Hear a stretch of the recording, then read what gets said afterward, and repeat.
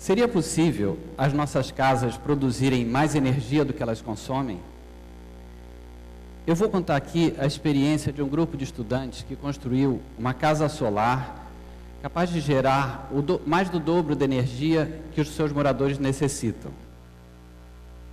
Eu ainda lembro bem de quando eu sentia a água e o vento batendo no meu rosto, quando eu velejava adolescente e buscava melhorar a velocidade do meu barco, ajustando as diferenças do mar e do vento. Mas o que mais me interessava mesmo eram as competições. Eu passava a semana estudando em livros de velejadores consagrados e me preparando fisicamente para as regatas dos finais de semana. Essas regatas eram geralmente muito disputadas e na maioria das vezes, eu não conseguia a primeira colocação. Mas isso para mim não era o mais importante. É difícil explicar essa motivação para pessoas que não participaram ativamente de competições.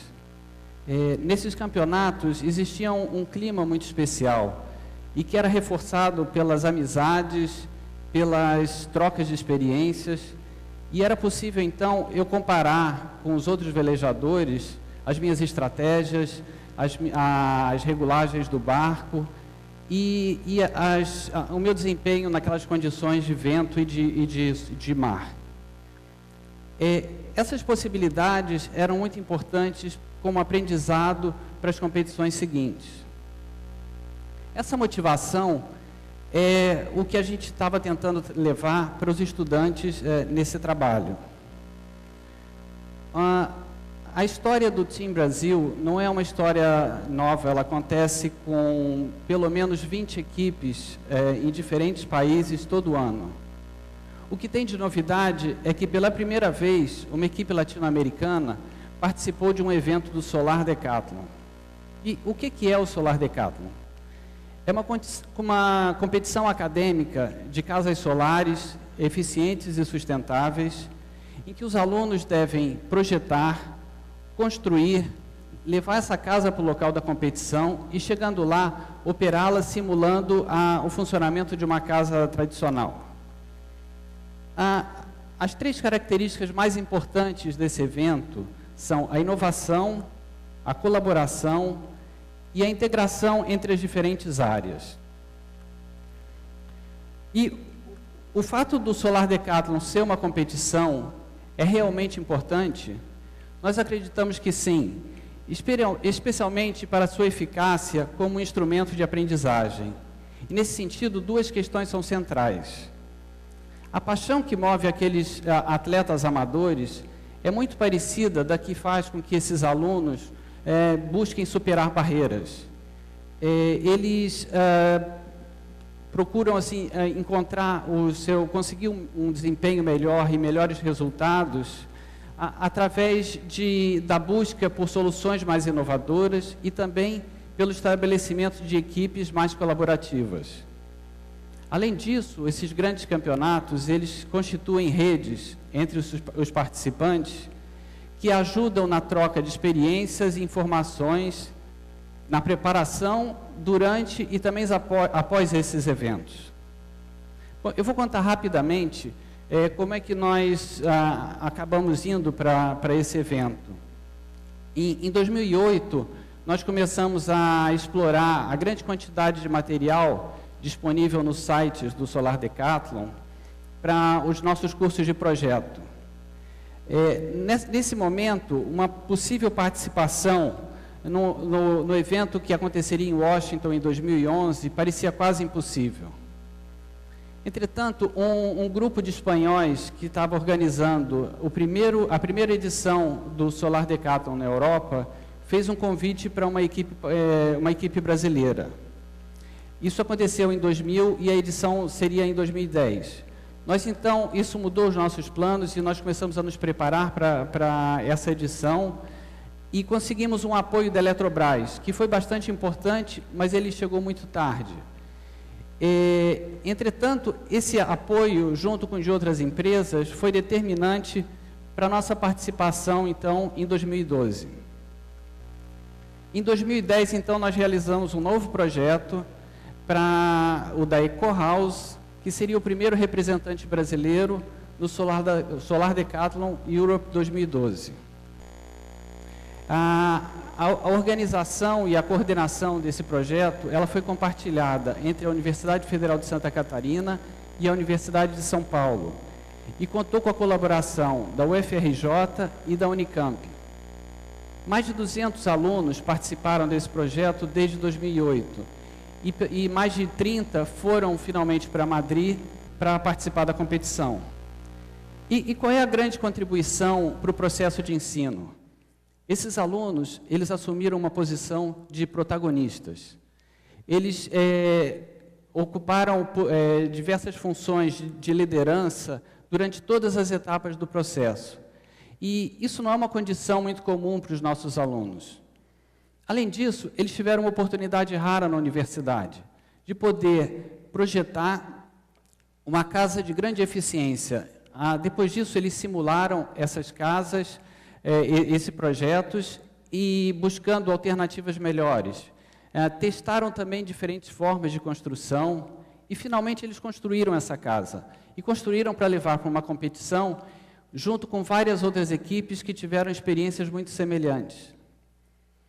E a construção da casa foi feita em São Paulo, e grupos de alunos se juntaram aos estudantes da USP em 3 oportunidades. Eles lá cursaram disciplinas, enquanto desenvolviam as atividades de projeto, de planejamento e da construção da casa. O primeiro grupo de alunos, eles foram para São Paulo para participar do desenvolvimento do projeto e da viabilidade econômica da proposta. Um novo grupo foi para São Paulo, então, para continuar com o desenvolvimento do projeto e começando a fabricação dos componentes da casa. Finalmente, o terceiro grupo que a gente vê nesse vídeo, eles foram para São Paulo um semestre antes do início da competição. Eles foram para construir a casa e a maioria deles integrou, então, a equipe que foi para Madrid participar da competição. Um outro desafio que a equipe tinha era como viabilizar a Eco House num país como o Brasil, em que esse custo ainda é bastante elevado para os padrões de residência brasileiros. Nós pensamos, então, que, além disso, seria muito importante que essa casa tivesse um reduzido impacto ambiental e trouxesse grandes ganhos sociais. Isso seria muito difícil para uma casa para uma pessoa. Se nós ampliássemos essa casa para uma família, ainda assim não seria muito simples. Nós decidimos, então, fazer a Eco House como uma residência temporária, que foi projetada para pousadas localizadas em áreas com ecossistemas frágeis e que elas não tivessem acesso à energia elétrica. O custo dessa casa seria, então, compartilhado por um grande número de pessoas. Ela traria ganhos importantes econômicos para as comunidades da região e, além disso, promoveria hábitos mais sustentáveis para os seus hóspedes. Eco significa maneira de viver, em Tupi-Guarani. A proposta arquitetônica, ela parte de um módulo mínimo que possui isolamento muito eficiente e que pode ser condicionado artificialmente. Ele se expande para uma área de varandas que ajuda a filtrar os raios solares e também controlar a privacidade dos moradores. As varandas são elementos tradicionais da casa brasileira. Ela ajuda a conectar os moradores com o ambiente natural. Elas servem como transição entre o espaço mais privado e fechado e o espaço mais social em contato com a natureza. A Eco House possui 48 painéis fotovoltaicos de alta eficiência, que são capazes de gerar mais do dobro da energia necessária para os hóspedes. O excedente, então, ele é direcionado para a comunidade da região e pode suprir pelo menos as necessidades de mais uma família. A cobertura ela é compartilhada ainda com coletores solares que garantem toda a água quente da casa. E a cobertura ainda coleta a água da chuva. Toda a água da casa ela é tratada por um sistema de raízes que devolve essa água para a natureza sem prejuízo. Isso é possível porque a casa possui um vaso seco que realiza todo o processo de compostagem localmente. A casa possui ainda um sistema de automação e informação que conecta todos os outros sistemas da casa a uma estação meteorológica local. Isso ajuda e faz com que os moradores tenham uma noção do impacto ambiental de cada uma das suas atividades e faz com que eles comecem a ajustar essas atividades às variações da natureza. A construção da casa ela foi feita de uma maneira que pudesse simplificar a montagem dela em Madrid e também nos locais mais remotos para onde a casa foi projetada no Brasil. Após a construção da casa, ela foi então embalada e colocada em containers para o seu transporte de São Paulo até Madrid. 2 semanas antes do início da competição, os primeiros caminhões puderam então entrar no local das provas. As equipes europeias, principalmente, levaram grandes volumes com a casa praticamente pronta. Isso seria um custo muito alto para o Brasil, então, para esse transporte de navio. Por isso, nós decidimos construir a casa em painéis, o que levou mais tempo e exigiu mais trabalho da equipe. A equipe, após a montagem desse módulo central, ela se dividiu com o trabalho na parte externa, enquanto o outro grupo trabalhava no seu interior. A complexidade da construção exigiu também que a equipe trabalhasse à noite e espaços como a cozinha só puderam ser começados nos últimos dias. Finalmente, a casa pôde ser concluída e a rampa foi a última parte a ser feita, com o ajuste dela com o terreno, possibilitando assim o amplo acesso até a casa. O interior da casa ele traz aspectos da cultura brasileira, especialmente através dos móveis de um renomado designer brasileiro que doou para o evento. Após o término da construção, as equipes então comemoraram na cerimônia de abertura, quando iniciou a competição e também as visitações.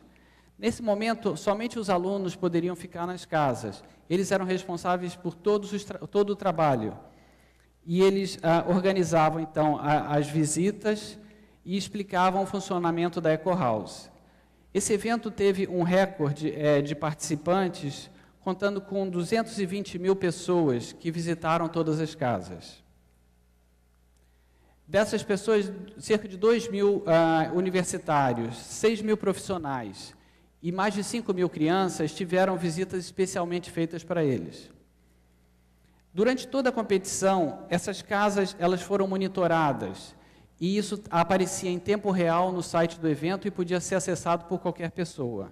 Aqui a gente vê, por exemplo, a geração da Eco House e quanto dessa energia que ela era gerada, ela era consumida na casa e quanto que era lançado para a rede pública.